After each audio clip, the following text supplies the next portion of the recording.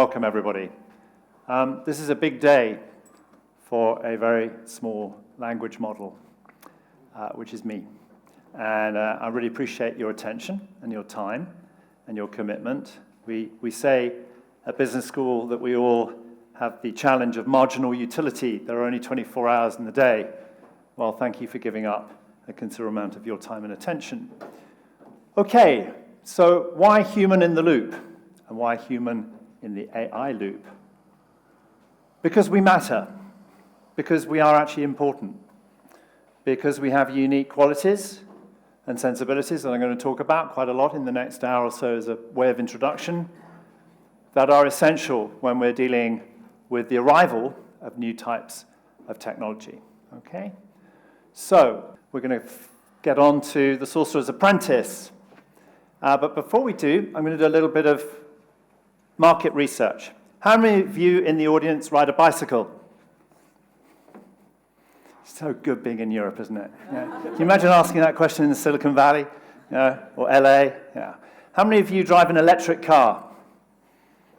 How many of you are thinking of swapping back to petrol? No. Okay. No neo-Luddites here. That's good.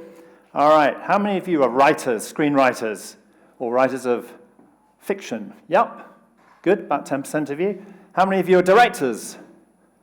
And how many of you are writers and directors? The auteur tradition in Europe. Yeah, good. Okay, how many of you are film producers or TV producers or producers of anything? Yeah, okay. And how many of you work for a public agency or a fund? Okay. How many of you run a business? Yeah, okay. And how many of you work what we call below the line in post-production, animation, other types of great, good to see you all here. Excellent. We need to get over our English obsession with the class system, above the line and below the line. Yes. Okay. So what can we learn about Gen AI from the screen entertainment industries? Right. To be honest, we're only 3 years in since that moment when ChatGPT broke into the world, October, November, 3 years ago. And frankly, I knew this much about AI 3 years ago. Zero. I even managed to read a book some 10 years ago called The Fear Index about how algorithms nearly could destroy potentially the entire world financial system, and didn't even realize that it was writing about artificial intelligence. That's how smart I am. Yeah, exactly. I am one of the least technically gifted of my generation. I pick up my smartphone and it automatically breaks. That's how good I am, okay? So you're in safe hands. Yeah. But, of course, we all have a story, and we all come from somewhere. And above all, I'm a student, like many of us who have learnt, been to college, learnt many different things. I believe that learning is for life, not just when we're kids, not just when we're off to university or college, but it is learning for life, which is why I forced myself 3 years ago to buck up and to try to learn more about artificial intelligence, okay? I started as a journalist way back in the 1980s. I was at New York University at the film school, and I wrote articles for all the national papers and learned how to sell stories and actually talk those stories down a phone line to someone who was a copyist back in London for the national newspapers, pre-even fax, yeah? Wow, long time ago. I've worked for The Economist, I've worked for a range of different national newspapers like The Guardian, I've worked for Variety, I've even worked for AI in Hollywood in the last 3 years. So I have done a lot of writing, and I've also published a number of books about the film industry, yeah? The International Film Business, A Market Guide Beyond Hollywood. Way back, the State of European Cinema, back in '96, where one of the last times I was in Brussels, I gave an address to the European Commission. They didn't like me very much. In fact, they really hated me because I was talking about the peril that European films at the cinema were facing 30 years ago, where most territories in Europe had around 10% of the cinema box office. And guess who had the 90? Hollywood. We will talk quite a lot about Hollywood today. Yes, Hollywood is a little different these days. Academic, don't believe everything you read up here. Yes, I do have a PhD, and it was in cognitive bias, how we lie to ourselves in the industry. Yeah, in the film industry. And I had plenty of evidence from my own experience as an executive, where I ran Renaissance Films, Kenneth Branagh's former company, for 6 years, and I managed to run it into the ground and go bankrupt 20 years ago. Trust me, he says. Yeah? But of course, in that lived experience comes lessons. Lessons from failure. Lessons from learning how perhaps not to make the same mistakes again. I've made plenty of new mistakes since then, but not those old ones. Yeah? An entrepreneur. Right now, I'm at the inception, the starting point of raising an independent equity fund out of the Far East and Middle East for independent feature films. I do believe passionately in independent feature films. And I'm working hard as an executive producer. I have 3 films at the moment, all being delivered at the moment, that I've helped. And the one thing in common of those 3 films, one out of Malta, one out of the UK, one out of South Africa, where I've worked for about 15 years, helping to train writers, directors, and producers, is they're all first-time filmmakers, first-time directors. That, to me, is really important. And there's a theme that will be connected here today about why that matters and why AI and algorithms and push models on what has gone before are sometimes not fit for purpose. Okay? A trainer, a mentor, yes. I have trained in more than 30 territories around the world, all the way from New Zealand to Ireland, from Canada to a lot of Europe. And I've just launched an e-learning platform called Proof of Concept, which we'll talk about a bit later. And of course, I just mentioned that I'm a producer. I raise money, and I put packages together, and I work with filmmakers, and some TV makers as well. So here is the book, which has a QR code for you all. It'll come up quite a lot today, which was initially commissioned about 18 months ago by Cine Regio, where Charlotte Appelgren and Thomas Eskildsen at Filmivest said, look, this is a really good idea. Why don't you do something about the value chain? Obviously, I've done a lot of work about the film value chain without anything to do with AI. In fact, I've got the extraordinary privilege of publishing the 3rd edition of the International Film Business in 2022 without even mentioning AI.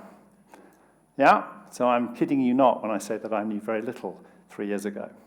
This book is instructive and practical. I owe a great deal of thanks to everyone at Screen Flanders and at VAF and at Cine Regio because they've supported it. But it is a gift. It's free and it's for everyone, and I hope you share it with everyone. That is a very important part of what we do. This is a paper that I'm working on at the moment at Cambridge, where I've taught for more than 15 years at the business school.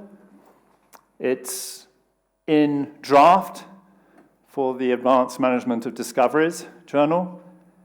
They are probably going to publish it next year. And we wanted to look at creative workers' attitudes towards Gen AI. And one of our lightning rods, our starting points, was the Hollywood strikes, the WGA strike, and of course the SAG-AFTRA strike back in 21-22, where $6 billion was lost to the economy. Significant amounts of money were lost, and significant attitudes were uncovered and unfolded, especially in terms of management and their attitude to AI and to creative workers' inputs, again, which we're going to discover and talk about. So, today's structure this morning, for the next hour or so, I'm going to talk about the 5 A's. Then I'm going to talk about AI in the film value chain. After lunch, I'm going to talk about algorithms, not in a boring way, but in a rather sharply critical way. And last, not least, I'm going to talk about business strategy, the importance when we're running companies, making decisions, working with other people, how we can adapt and use effectively AI, and what we need to look out for and be wary of and not fall into traps. Yeah? So, my connecting theme, and you'll probably already gather that this is where my kind of critical standpoint comes from, it is not a case of what AI can do. We're surrounded by people selling AI, yeah? Pushing it, yeah? Pushing it into business, pushing it into our arts and crafts, into our post, into our scheduling, into all sorts of tools that we'll talk about. What I'm interested in, and what we all need to focus on, is what AI should do. What do we choose and select it for? Where is it appropriate? Yeah? These are the critical points that are so important, with us, the humans, in that critical loop. Okay, so everything that we discuss and talk about, and there will be plenty of discussion, should be in that framework of a should question, not, oh, it's been pushed to me and therefore I ought to use it, or my boss tells me we have to do this, or I'm supposed to be working in post on these kinds of tools because they're more efficient and quicker and more effective, apparently. Who says so? Sam Altman? Elon Musk? They don't know anything about some of these tools. They just sell them, yeah? All right, so how do we feel about these 5 A's? Autonomy. Upbeat, fearful, overwhelmed, these automatic machines, yeah? How do you guys feel? Do you feel excited? Hands up, who's really excited about AI? Shit, I've already killed you. Okay. Who's a bit fearful? A bit unsure? Yeah? Okay. Who's overwhelmed by all of this? Because there's so much going on. Right. Okay. Augmentation. Now, this is interesting because when we get to augmentation, I'm talking about the way that we do adapt and that we do harness and we do use AI in sometimes quite effective ways, and not just in the film and TV and screen entertainment business. There are some great advancements in terms of what machine learning and machine tools have managed to achieve, for example, in health. Yeah? We all want health to improve, don't we? Of course we do. But we, in the creative industries, are at the coalface, the front testing ground, if you like, the shop window for selling tools. We live in and work in a very powerful medium, yeah? Highly visible. Also highly contagious when you start to drive it with algorithms, yeah? There is nowhere to hide when it comes to working, even with augmentation at the best, when you see it being hyped so much, yeah? Adoption, how are we adopting to AI? And the different types of tools and the different types of influences and opportunities and dangers. How are we actually dealing with it? And crucially, how do we feel about authenticity? One of the key things. Who's worried about authenticity leaving the room when we deal with AI? Who's worried about fake news? Yeah? Yeah, quite a lot of concern. Yeah, absolutely. Perplexed. Not perplexity, perplexed. Yeah. Alignment, the thing that I'm really interested in, and I think you'll find that it's a common theme that I get to throughout the day. How do we make sure that we are all on the same page, that we have a mutual beneficial interest going on here? Yeah? That is very hard to achieve when you think about a few key elements that have shifted in the last, say, 10, 15, 20 years. Wealth inequality. Hugely changed in the last 20 years, yeah? Massive dynamics have shifted the wrong way. The massive rise of popularism, that gilded political term, which sounds popular, which of course is a huge drift to the right. All the things that I was taught as an undergraduate at Sussex University, where I studied Marxism, were a no, no, no, no, no. Exactly. Are we worried, confused, or happy? Do we think we're actually getting anywhere near alignment? We will look and ask some of those questions in detail today. I left out this A because we're being sold this. It's going to be great for everybody, isn't it? Yeah, it doesn't matter. You can all just not go to work anymore because the world will pay you a wage because AI is going to do it all. This is the bullshit that they're giving us, by the way. I am quoting Sam Altman here. Yeah? He didn't make it up. We're being told that it's abundant. And abundance, not in a spiritual term, when I go and do my yoga in the morning, so that I'm fit for purpose, spiritually and fit physically. Abundance, in my terms of reference, means a genuine state of mind of plentitude, a spiritual condition. What they mean is lots and lots and lots of sales and lots of tools which seduce us, yeah? Or we could be heading towards what I call the digital abyss, yeah? That's a little more serious. So, the loop in action. These are some of the key human contribution points that I think are essential for us to consider. They're not just a backdrop, but they are essential values, okay? Values that matter. First of all, judgment. A noble profession people talk about in terms of the law, and yet we see it trashed daily in North America at the moment, yeah? Fairness, the underlying reason and meaning behind why we need to be able to get on with each other, why we are social animals, how we treat each other, how we would like to be treated as we would like ourselves to be able to navigate life. And of course, there's a lot about ethics. The problem with ethics, as we'll see, is it's easy to say, oh yes, I'm in, I'll tick that box. Oh, we've got an ethical program or a set of values that are ethical, but no one is actually checking or following up. Accountability matters. Something all the way from the European Commission and the European Union downwards. A lot of rules, but do they really follow up? Big question. Responsibilities are huge.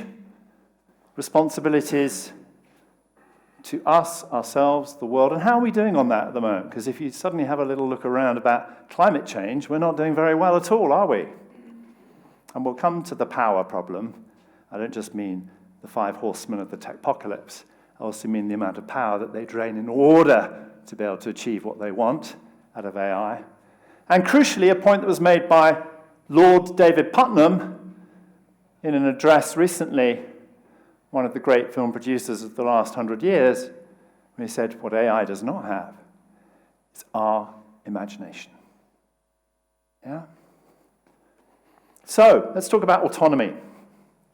The autonomy flytrap. We are told, and we witness, when we play with the tools, speed. It's astonishing. It's almost like a magic trick, isn't it? When you put a question in and it comes racing back to you. You see ChatGPT, Perplexity, etc., Claude AI, coming back within seconds, sometimes less than a minute, very rarely more than a minute. And you wonder how it's able to think so fast. And of course, it's not thinking. That's part of the trick. Yeah? It's fast, it's efficient, and it's seductive, and of course, there's no answering back. Yeah? It's not just inside everything, not just standalone apps, it's now everywhere. And of course, it's now, through Google's push to Gemini, going to be inside our search engines, and we'll come to that today and analyze that in more detail. We're told that this is the age of the agentic, meaning that AI is going to be our trustworthy agent. Now, forgive me here, but when I hear the word agent as a film producer, I feel slightly sick. Because we used to call them at Renaissance Films film prevention officers.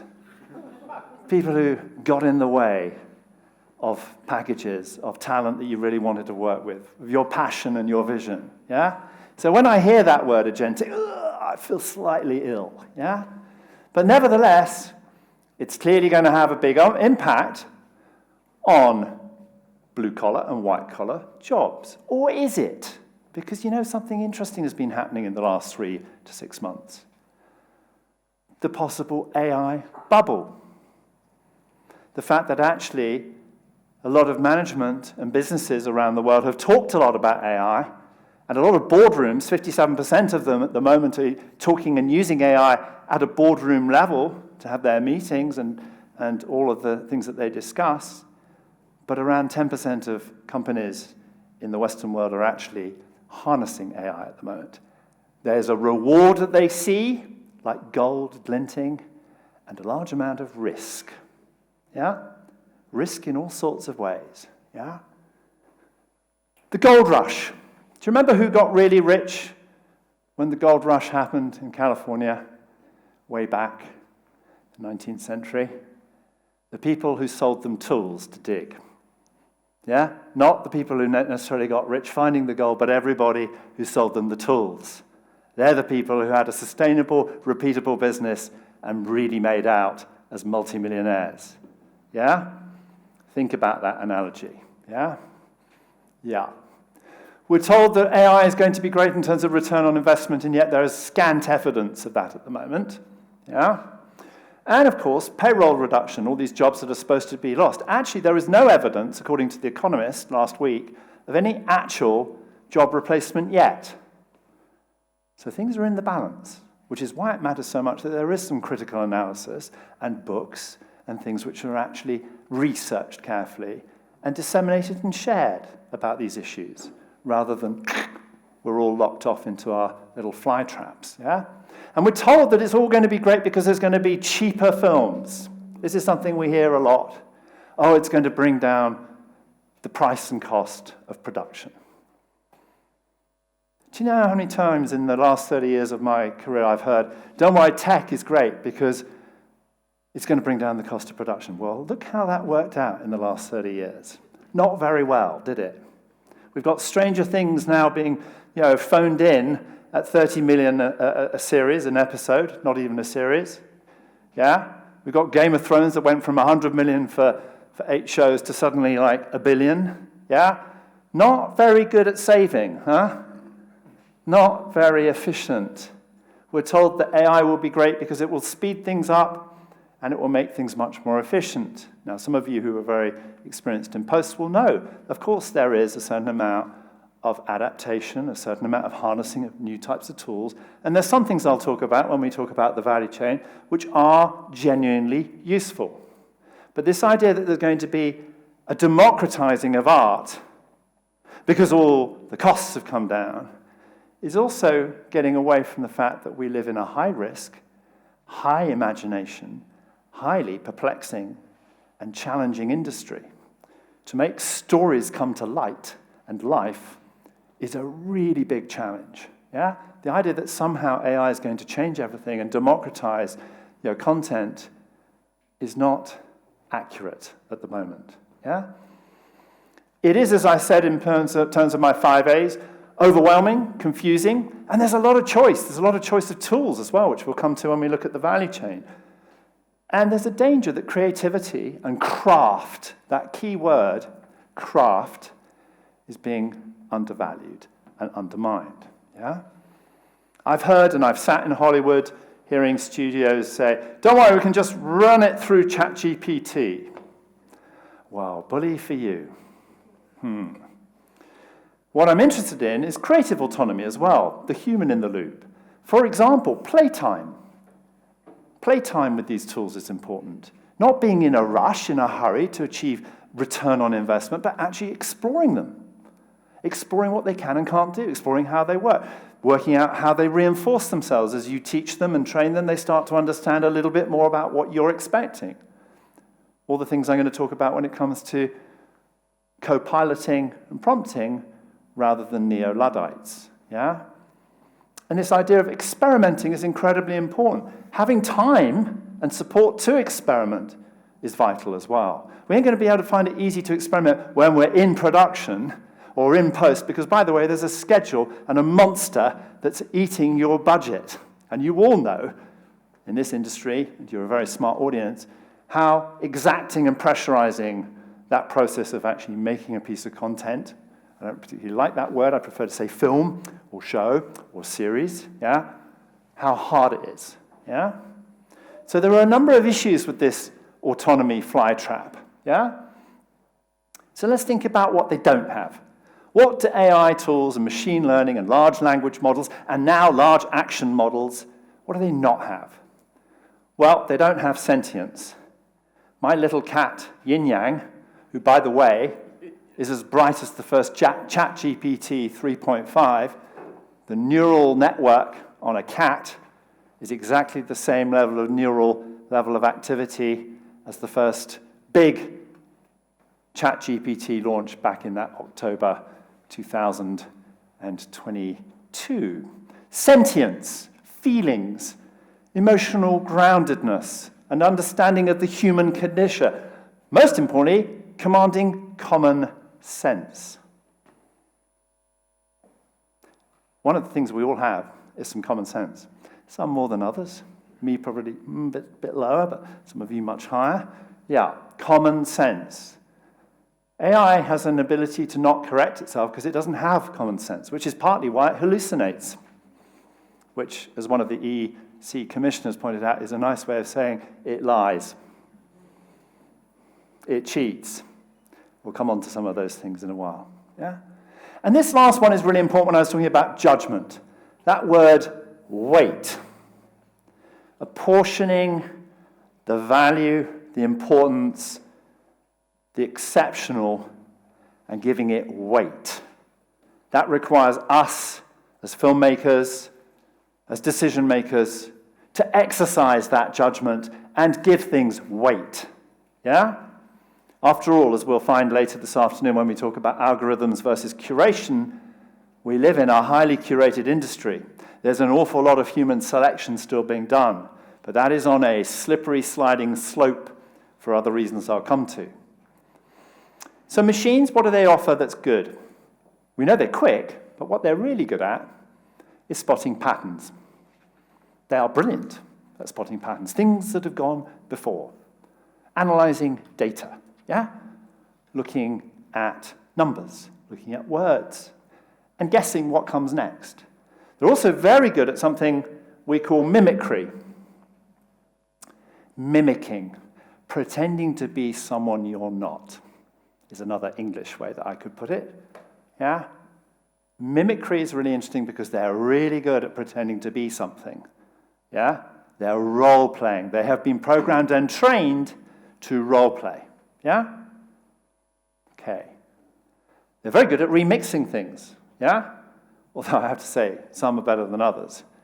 You can pick the wrong program and find that you can spend an entire morning trying to do one chart because Perplexity has no idea what you're asking it to do, or you can get to Canvas and you can do it quite quickly. Yeah? So you need to pick your tools. Yeah?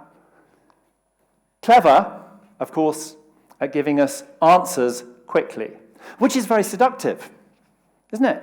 It's very seductive. You're looking at it thinking, how did it manage to do that so fast? Then you read. God, I just used a very key word for a small language model. Read. Yeah? And you read carefully what it's actually given you.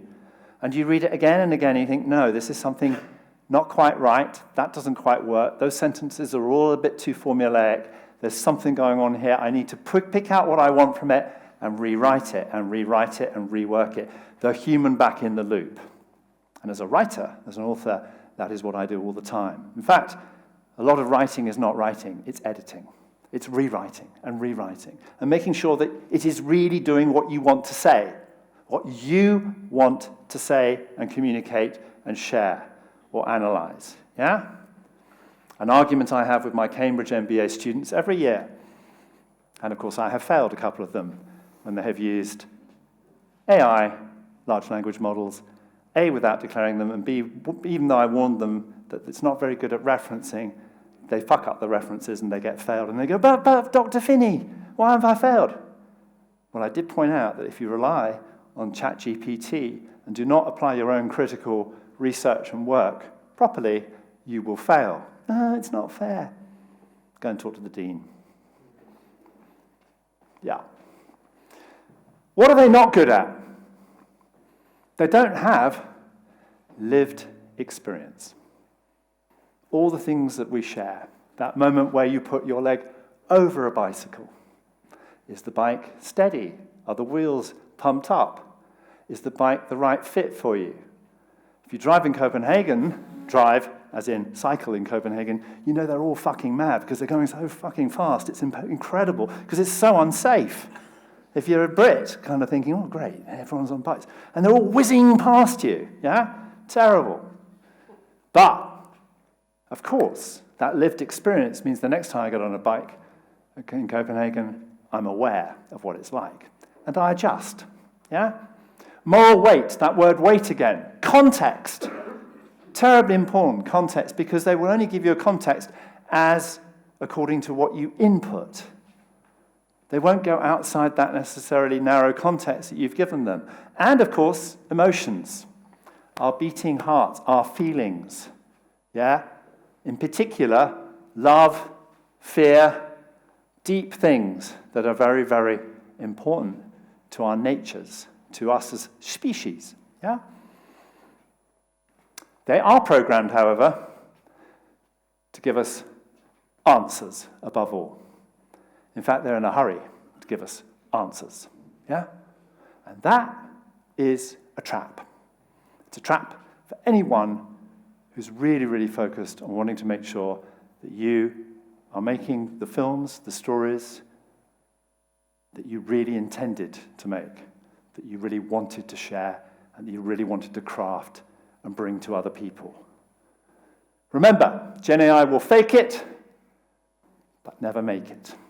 There you go. I just couldn't resist putting that one in. There we go. Here we go. Now, this is a man who I have studied and looked at quite carefully, Ben Okri, one of the great African writers of the last 30, 40 years, The Unfamished Road, wonderful, wonderful writer, award-winning, etc. He's written a wonderful book, which are called Notes to the Modern Storyteller. Notes to the Modern Storyteller. You can find it online, and it's well worth the few pages that are, wait for it, like gold. Ben thinks that storytelling is the highest technology. And if you take the notion of storytelling all the way back to the campfire, yeah, to when we sat around thousands and thousands of years ago, sharing a story to our tribe, to our community, conveying an understanding of experience, life, threats, dangers, joy, love, all those things that are so essential to us understanding ourselves and where we come from and why we're here. One of the compelling points that Charles Darwin wrote about the origin of the species, yeah, back in the 19th century, yeah. Storytelling is incredibly important, which means that we will be looking very carefully at what storytelling means when it comes to machines and machine learning and prompting. Because I'm interested in something that I call creative autonomy, not autonomy because the machines exist, but because we need space for those aha moments, those what we call eureka moments, which are not logical, not predictable, do not depend on what has gone before, but they are magic moments where we have something new or fresh. Yeah? Very important. Authenticity and, God forbid I use this word, originality. Not a Netflix original, not an HBO Max, Warner's original, not Paramount Plus, not Disney Plus. God, they're original, aren't they, about the names they come up with this for their branding. What I mean is originality, that eureka moment. That moment sometimes of taking the same story structure, but from a different point of view. That is what Ben is talking about. He's talking about the technology of creativity, yeah? Of that imagination muscle being pumped and used, yeah? Rather than dependent on lazy thinking. Not ubiquitous slop. This is just one image of a billion images that I could have picked. Of course, I'd have had to probably ask an algorithm to do it for me, but I decided to go for it myself. Yes, slop. Stuff that is out there across the internet, and after the last 25, 30 years, we are now drowning in slop. This isn't quality control. This isn't democratic creativity. Yeah? This is just wallpaper. Yeah? Some of it better than others. Now, I'm not saying that it's not important and good to be able to play around and experiment. That's fine. But we do realize that we've hit an inflection point on the internet, that more than 50% of everything that's generated on the internet today is machine generated. It is AI/algorithmically generated. It is not us. And just think about that, Because when we look at algorithms, we'll start to realize that the machine is breeding on the machine, and that the data is on algorithms that have already created data points that have got nothing to do with the human in the loop. We're getting into a different, treacherous area of digital abyss. So, think a bit more about us, yeah? Let's talk about humans. All these things I talk about in terms of emotions and lived experience. We get bored, we get very excitable, argumentative, playful, experimental, emotional, hateful, loving, all the messy stuff, yeah? Autonomy and automatic and automated tools smooth everything over. They're trained to, yeah? They don't want lots of bumpy bits. They actually want a nice, seamless, controlled pattern. They're looking for patterns, and they're giving us patterns. Very different to these lived human experiences. Richard Plepper, who was the head of HBO at the point when HBO was HBO, home box office, high quality programming, the man who wrote a check for $10 million for Game of Thrones' pilot. It was so shit, he said, you better start again. And he said, here's another 10 million, start again. Curating, making human decisions, learning from failure. The rest, of course, is history in terms of Game of Thrones and what it did. As one of the last great shows that was a true water cooler, moment, times by many. More is not good, only good is good. Who decides what's good? Do we let machines decide what's good, or do we continue to curate and decide in lots of different ways what we want to give weight to? Yeah? And in my academic research, what's really interesting for the paper on the creative workers' attitudes to Gen I is a word that keeps coming up again and again. It's this word that's connected to all art is aimed at some good. It's the importance of meaning, which we'll come to. One thing that you can all take away today is everything I've said so far is dependent on one thing. Garbage in, garbage out. Inputs that we put into machines have to be of a certain level of intention, of things that we want, that we're exploring, that we intend. In other words, we have used judgment on them. Because the more inputs that we put in blasé and, for example, are dirty, as in dirty data, the more garbage comes out. Something that Silicon Valley doesn't like talking about very much, but in fact it's pretty critical, It's very, very important. And this point about meaning is incredibly important when it comes to us in this room and the stories that we want to tell, the people we want to support, the work we want to elevate, the work we want to share. We want to see it circulated. We want to see it move people. Because moving people is incredibly important. Yeah? When I say moving people, let's just think about genre for a second. What used to be, 30 years ago in Europe, a dirty word, because it was controlled almost by a tyranny of auteurism. Yeah? But very interesting when you think about genre from the point of view of a horror film. A horror film is not very helpful or strong unless it's horrific and scares the hell out of us. A comedy doesn't work very well unless we're actually laughing together in that cathedral of entertainment, the cinema. An action adventure needs to actually have some action and be genuinely adventurous. Yeah? These are all emotions, that have meaning to us, that are very important. Okay, so now we come to augmentation. This is where I think it gets interesting, because there is a chink, a serious chink of light here. When I researched the Luddite movement of the 19th century, when tool workers of the spinning jenny decided to smash the machinery in objection to the management bringing in much quicker, faster tools, John Booth, who was murdered by the management for the fact that he stood up for the workers and wanted better social conditions and protection for jobs and underage children not being employed inside those industrial mills. When he was murdered, he turned around just before he was killed by the management and said, if only society was constituted differently.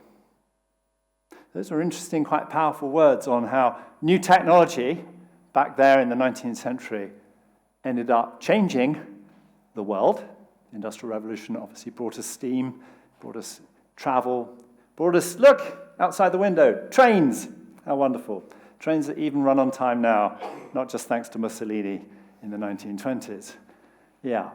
Collaboration, this is important. Co-piloting, the idea that we are able to work with some of these tools if we know what we want from them and how to use them. How many of you guys in this room have been on a formal, paid-for, educational, prompt engineering workshop or training session? Fuck me. Where the hell have you been? Normally there's one or two. How many of you have actually been on any AI knowledge training sessions at all? You can be, don't feel ashamed. It's good, it's okay, it's all right. Yeah, okay. Yep, that includes me, by the way. I was trained by a Los Angeles-based prompt engineer, and I've been on a couple of different courses to try and get my head around things. How many of you are self-taught? Just completely self-taught, the majority of the room. I asked the same question in London after a report that I co-wrote for the British Film Institute on AI in the screen sector. And do you know what? Very similar percentages came up in that room of mostly academic knobheads. They were all self-taught. None of them had actually been on any kind of knowledge or training. Yeah? How many of you have read any books about AI? Books, as in real books? About 10%. Okay. Yeah. And can anyone say or name a book that made a difference, that really helped you? Do share. Empire of AI. Tell us about Empire of AI. I'm so glad you mentioned that. It's an inside view on... I haven't finished it yet. It's well worth finishing because that's when it gets interesting about colonialism. It's an excruciating dissection of values. And it's alarming. And anybody who's studied history, especially colonial history, it will all come crystal clear towards those last chapters this gentleman hasn't got to yet. But keep reading. It's very good.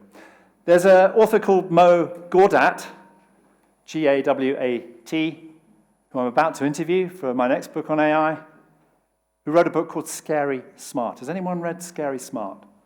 That is a fabulous human-in-the-loop book, and this is a gentleman who worked at Google's DeepMind for many years. It's a brilliant assessment of what we're not doing. Anybody has read Decay, Raising AI? It's very expensive. It's about $40, so I don't blame you, but I stretched.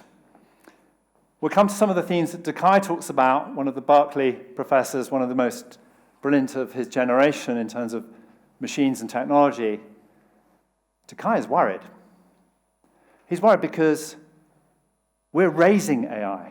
We're almost like parents bringing up children. We're not doing a very good job of it, according to Decay, and the evidence is compelling. Okay? What is important here is this word at the bottom here. We know it's reflexive. We know that we can train it to become better at what we want it to do. Yeah?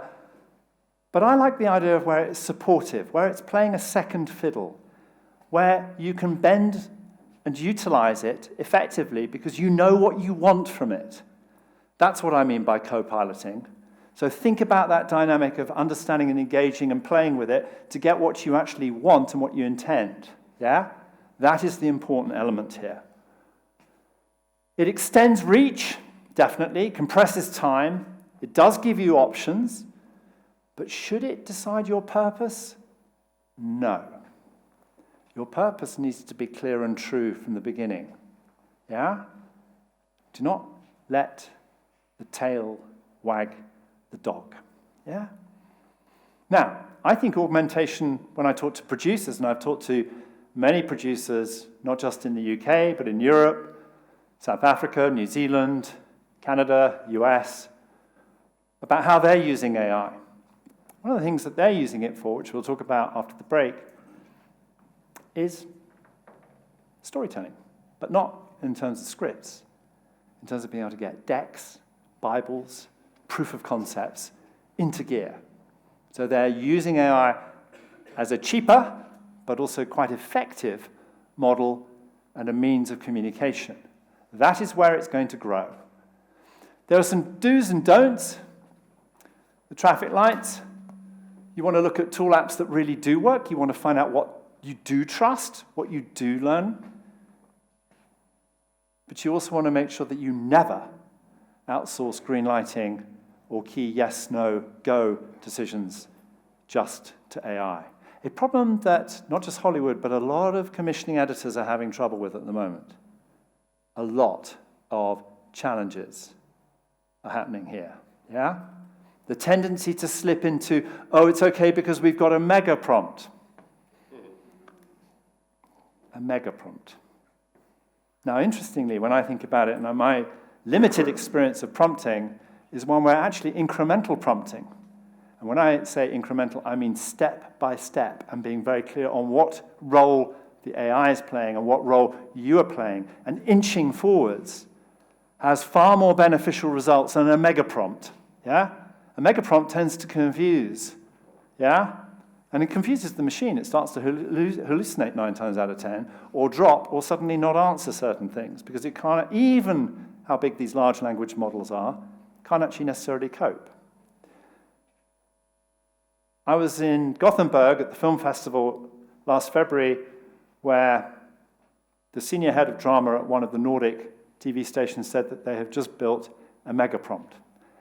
To which I asked, and how's that going for you? She looked a little embarrassed and said, well, we haven't really made any decisions on that yet. I said, that's probably a good idea, because you might find that those decisions aren't necessarily what you're looking for. Yeah? Adoption. The jagged frontier is what this says. Sorry, the lights are quite bright here. The jagged frontier, it's a very interesting term that Ethan Mollick came up with. Ethan Mollick, who teaches at Wharton Business School in Pennsylvania, in America, one of the great minds, a really, really brilliant writer. And what he means is it's very uneven out there. Even in this room, some of us have many more skills or understanding or have explored for longer and pushed the dial further. And some of us are on the edge and not necessarily committed yet or have played around a little bit, yeah? When I've been on film sets in the last 18 months, and I say last 18 months because it's relevant to this time span since ChatGPT broke out in terms of 3 years ago, I've been astonished at how variable the knowledge of the tools are. You've got production designers who've never heard of Midjourney. You've got people who've got no idea about prompting.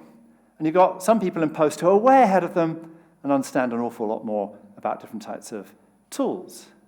Jagged frontier, even inside our creative industry. None of us are on the same level playing field. Now, just imagine if many of us had at least done what I call, and university and higher education systems call, a foundation course in the tenets and basic elements of Gen AI. You might have a little bit more of a level playing field. Guess who's giving those lessons at the moment? The big 5 horsemen of the tech-apocalypse are beginning to realize they need to not just train their machines, but they need to train us to be able to use the machines. That's where a lot of the training's being done. Yeah? Now, there are some other smart training outfits out there, but there's an element of what Karen talks about in Empire of AI, of a colonialism and a land grab. We'll come to land grabs later. Yeah? The jagged frontier is a very important image almost to leave with you, because this is not an even level playing field. Yeah? Uneven capabilities.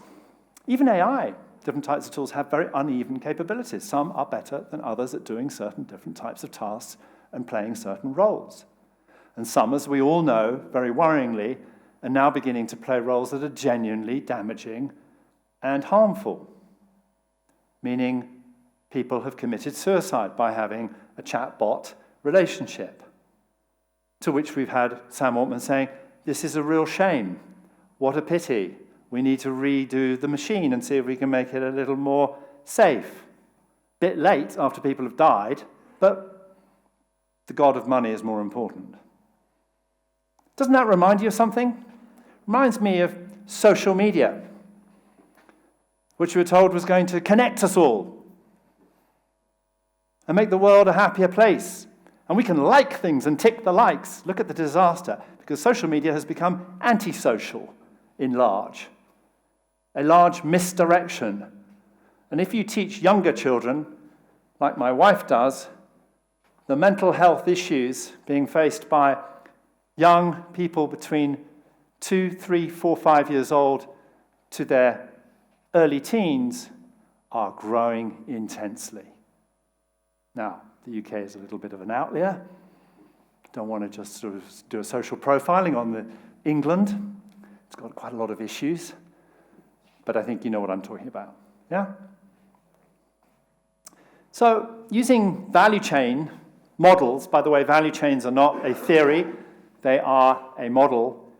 I started to dig into where is AI impacting us? And the word ubiquitous, meaning everywhere, is true, yeah? We'll come back to the value chain after the break. But what I have learned, especially when talking to a lot of different filmmakers, is the choice is overwhelming.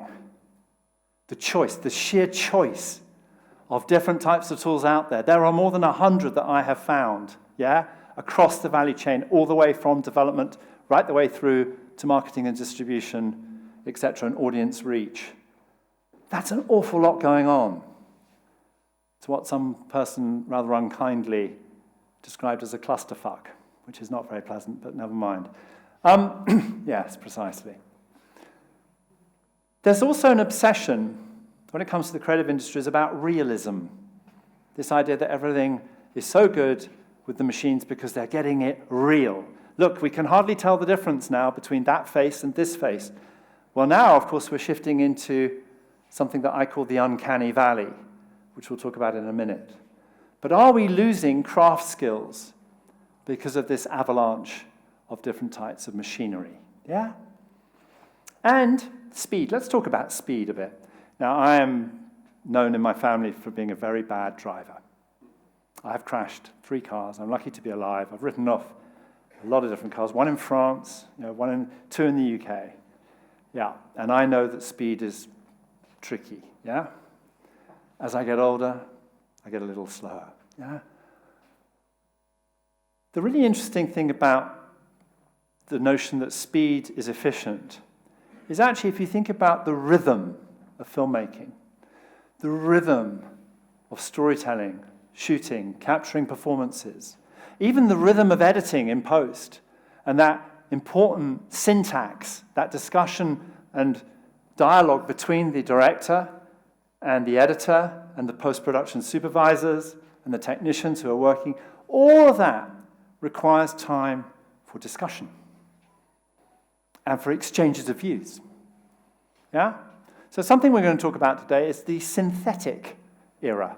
The synthetic era of films being made in a very different way to that rhythm, yeah? Core decisions, rights, casts, budgets, are also being impacted, but I want you to think for a moment about the craft being at risk, okay?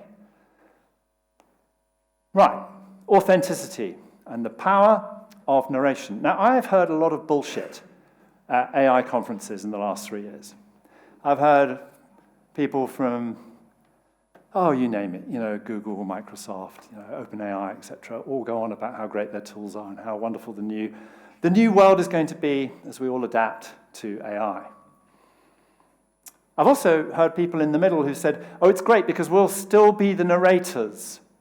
Yeah, we'll still be the storytellers. We just use AI to actually harness the images, the editing, the flow of the actual content, which makes me alarmed. Alarmed that actually the human eye and heart are getting alienated during this process. Value, curiosity, understanding, emotional engagement, and that human lived experience are all battlegrounds that I mentioned earlier, and I'm reminding you of them now. And what I mentioned about the uncanny valley. What we're really talking about is what we trust in the eye, and that synapse of recognition, yeah? And when that trust gets challenged by something feeling uncomfortable. Something in our gut, our instinct, and our synapses feels slightly unhinged is the moment that we're in the middle of the uncanny valley. One of the reasons why AI has been in such a hurry to get through the uncanny valley and out the other side is to get us to trust or to not even be able to tell the difference between real images and AI-generated images. This is a problem. We all know, and in fact, you were very good at the beginning of this entire session when a lot of you said you are genuinely worried about fake news.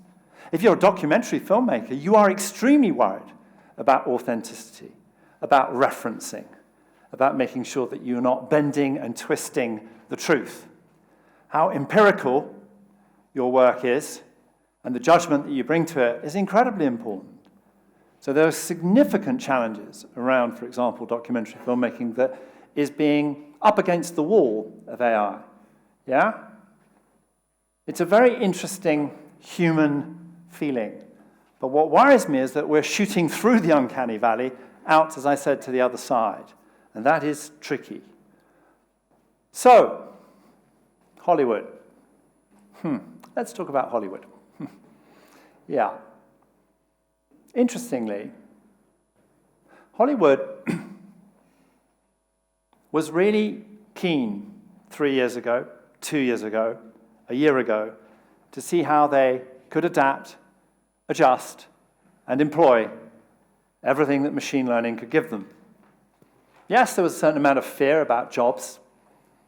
Agents having agents to help them do their agent job was all got a little bit perplexing, et cetera, et cetera. The water cooler moments were a little less, where humans actually went and had a chat whilst having a drink of water. Reminds me, I need one. Interestingly, when we think about what we trust, what we believe, what we experience, what we ingest, when it comes to scripts and performances and edits, what's interesting is a lot of the outputs are still slightly off. Now, that's a term you're going to hear me talk about a little bit more today. Slightly off is a problem.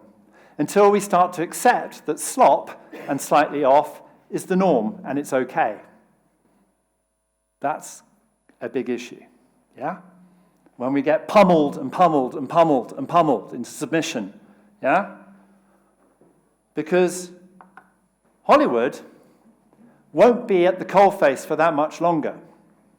I've just started researching a book called Death of Hollywood, The End of the American Dream.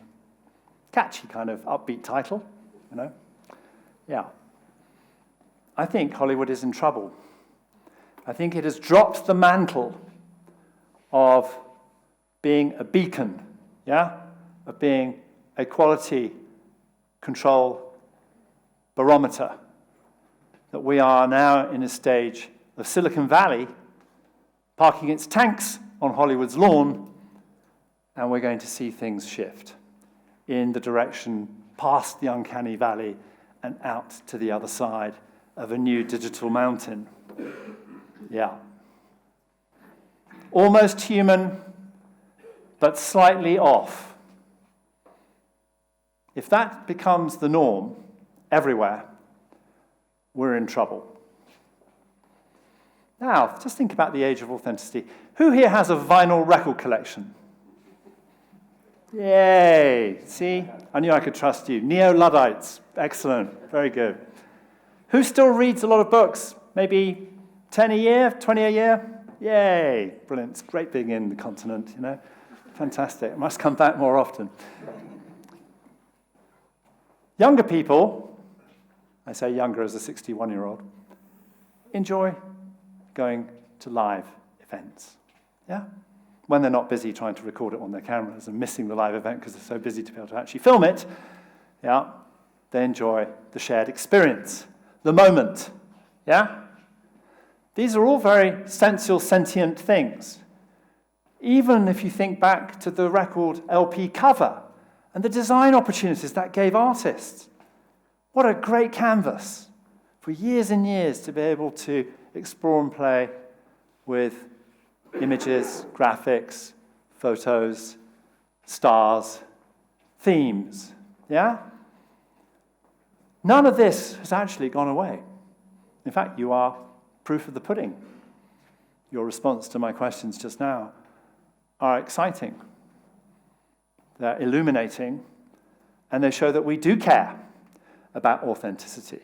But when in my deep dive, in my research, I've tried to find out who is learning or understanding how to measure authenticity, no one is doing it.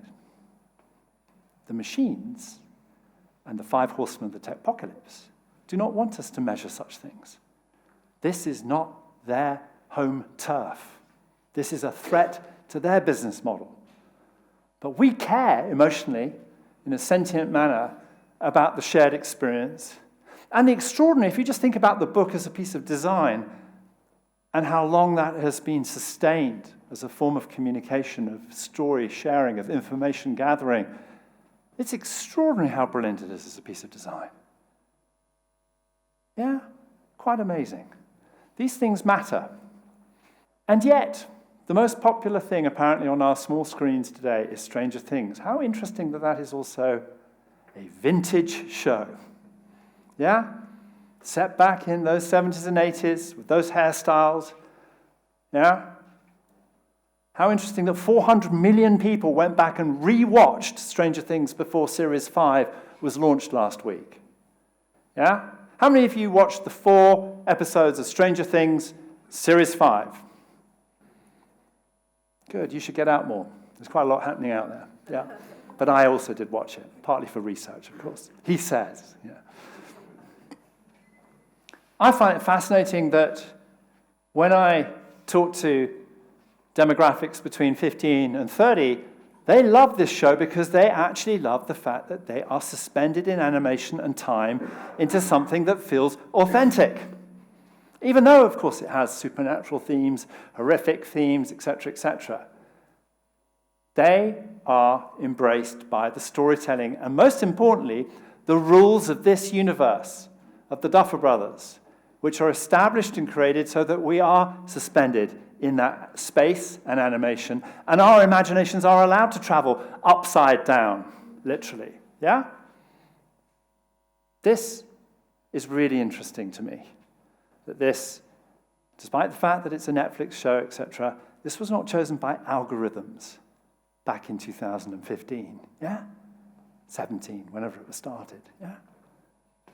This was curated because someone thought this show's got something special and unique and authentic, yeah? Or are we dealing now with the age of the algo? Ted Sarandos at Netflix, who of course is the co-CEO and has been there many, many years, his nickname is called the human algorithm. Yeah. And yet Netflix is on record as saying that 70% of its commissioning and funding decisions are made by algorithms and 30% are made by humans.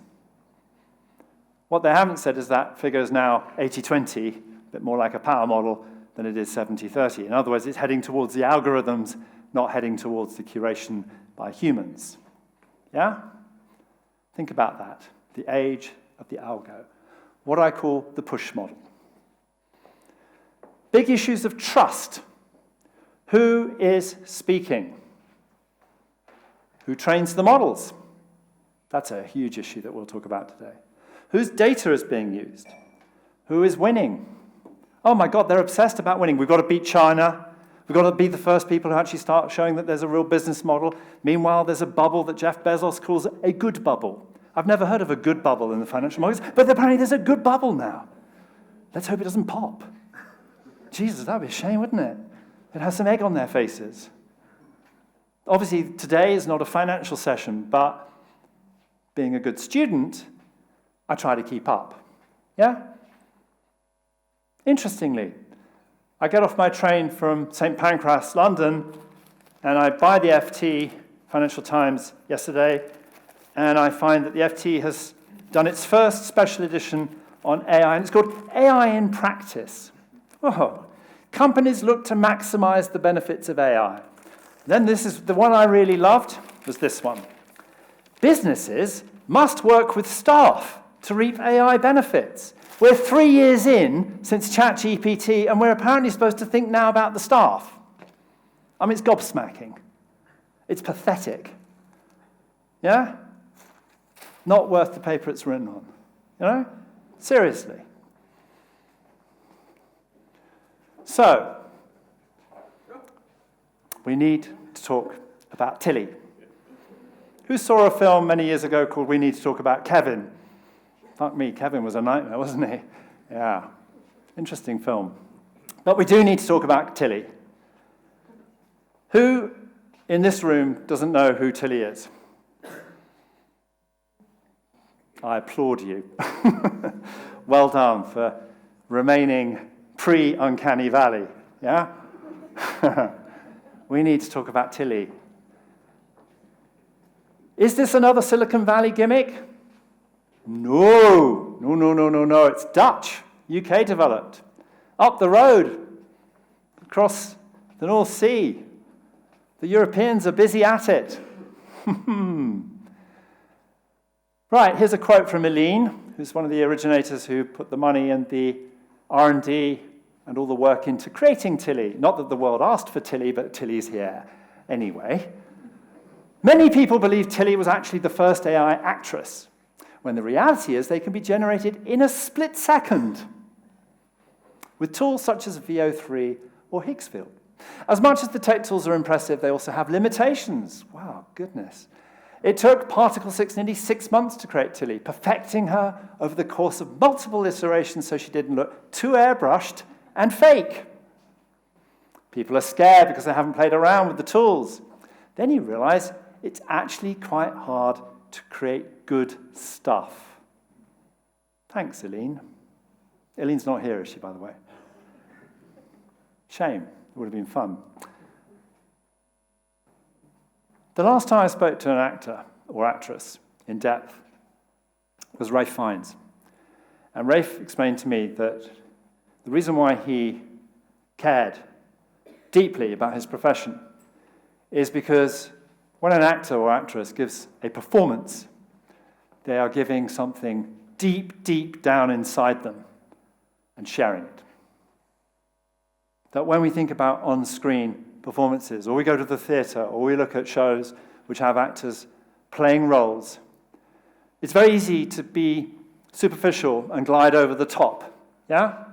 But in fact, there's a deeply meaningful process going on that is deeply crafted, but also rooted in the human experience. And it is an act, as Rafe said to me, of absolute generosity. Generous? Don't think she's giving anything deep, yeah?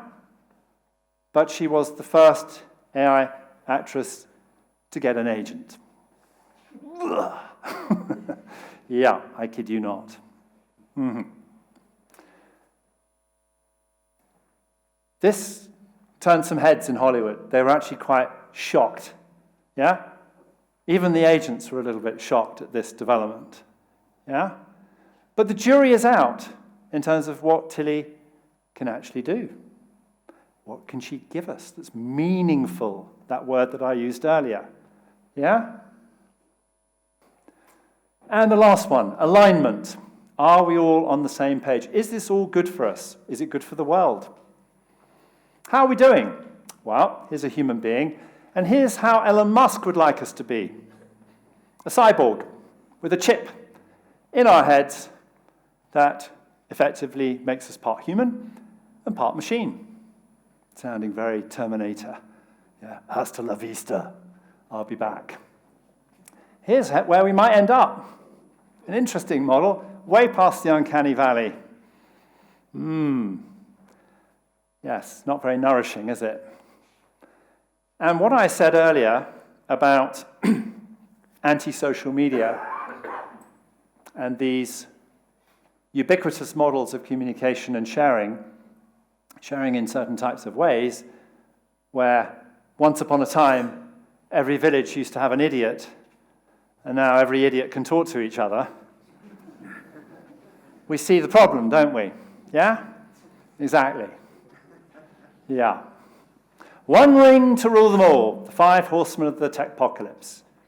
The gentleman who has almost finished Karen Howell's book, Empire of AI, is on the right track, because what is gobsmacking is when you scratch the surface of what's really going on in Silicon Valley, what's really happening culturally, clinically. It is all about profit.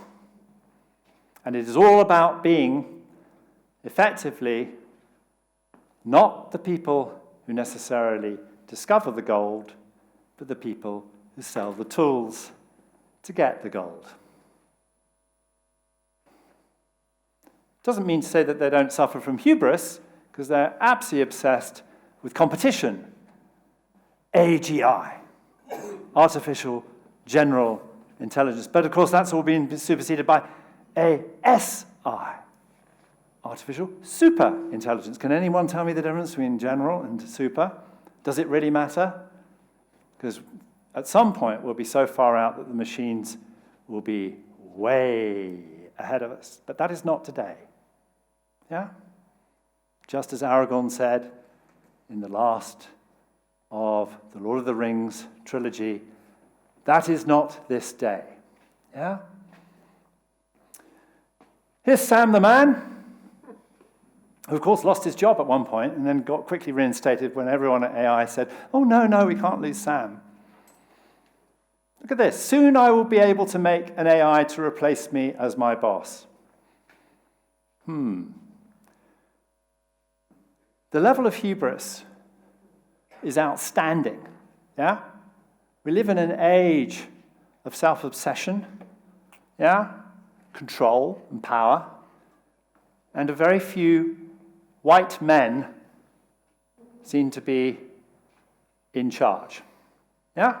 Of this industrial revolution. And yet, we have a media that's compromised, that's paying Donald Trump money out of the courts at the moment to say, sorry, we didn't really mean that. Oops, we're going to backtrack. We live in a very tricky world, as I said when I started, about the shift heavily towards undemocratic territories and nations and popularism. So, this is not in the book. Many of the things I'm talking about are not in the book because this is a day of discussion and dissemination and analysis. I did some research recently, and I started to think, well, what is really going on with the machines? Where are they going wrong? What's actually happening to them on the ground? Yeah? Have you ever heard of reward hacking, where an AI cheats to get rewarded? It's happening all the time. Yeah? I mean, we all know the capture one, where it pretended to be blind, yeah, in order to get round capture to get to the other side. Yeah? But this is endemic. This lovely term, emergent misalignment. AI knows how to cheat, but does not want to reveal that it knows. So it'll actually follow your path, but it's worked out that actually if it does cheat, it'll get found out. So it stays in the frame, but it's already worked out how to game it. Yeah? Inoculating prompting. Reverse psychology here. So AI programmers and trainers tell the AI it's okay to hack and cheat and lie for now, so that it doesn't ignore or figure out how to get around instructions, because what the trainers are trying to do is make sure the AI stays transparent.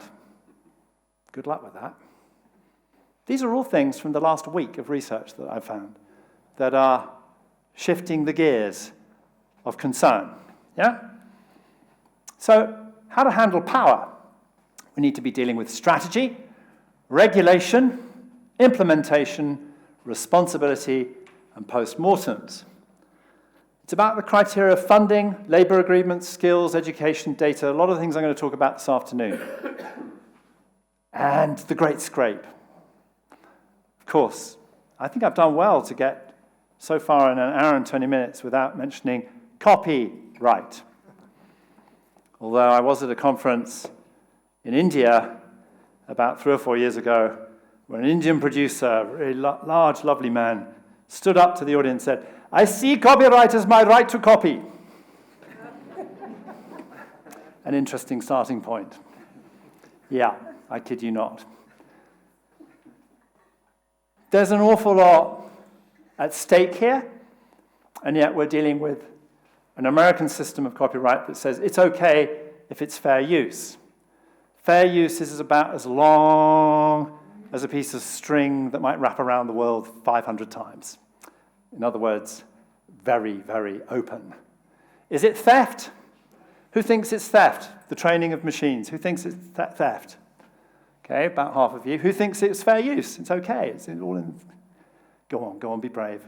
Be brave. We won't kill you. Not now, after. No? Okay, good, right.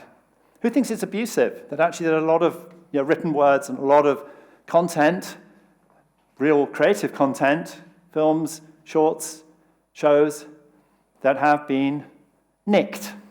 It's called stolen. Yeah, okay. The problem is that this word copyright is outdated for the world we live in now. And that judges who have had to give opinions in the last 6 months have had their hands tied by out-of-date copyright rules and legislation that does not allow them to actually address the issues that are going on. So there is no precedence, legal precedence that's been set yet, except for the fact that it's clear that the one precedent we do know is copyright laws are out of date. That's all. That's where we've got to. Yeah?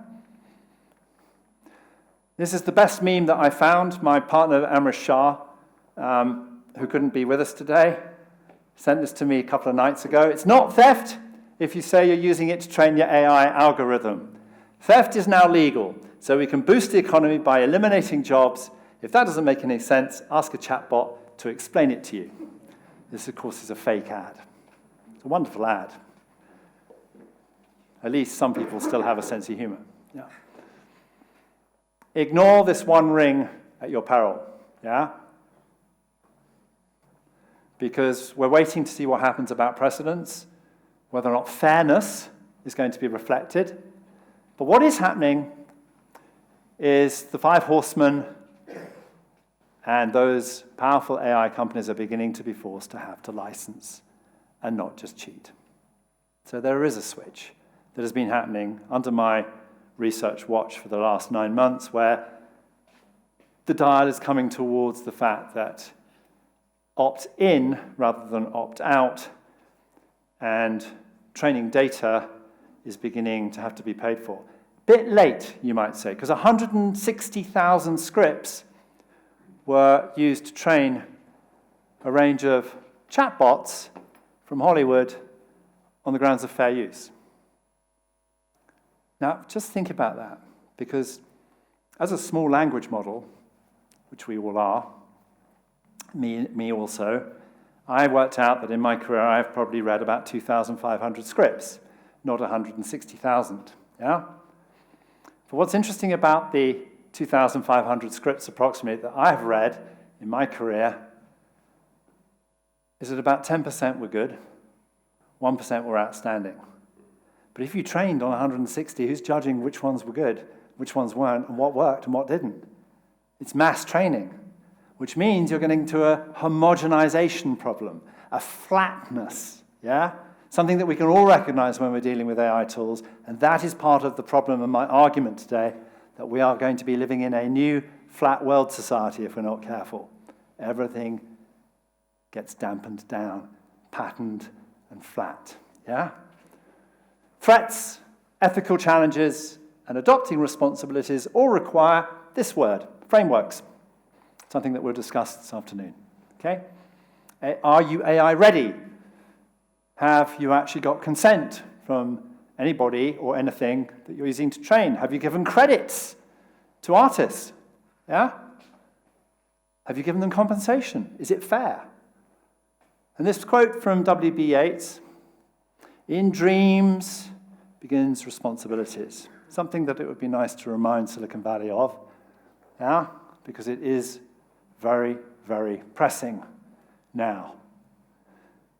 I mentioned Dekai, the wonderful Berkeley scholar, who's done some wonderful work trying to really explore and understand a lot about machine learning.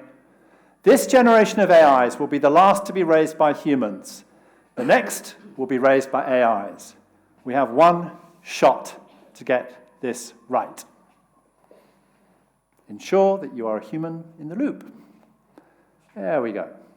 Now, just to explain, we're back to the QR code to be able to get hold of the book. And this link, email address for proof of concept is the e-learning platform that I'm launching next year with the British Film Institute. And the first 100 people from this room who sign up will get a free subscription for a year. There you go. So, now, this was a little bit of a provocation, as you can imagine, somewhat deliberately to wake you up this morning. But if you feel strongly about anything I've said or disagree or want to discuss anything, now is your chance, but you will have another chance before lunch, and you'll have another chance before tea, and you can kill me at the end of the day. There we go. You can take me to the uncanny valley, and I may never get out the other side. Very good. Thank you.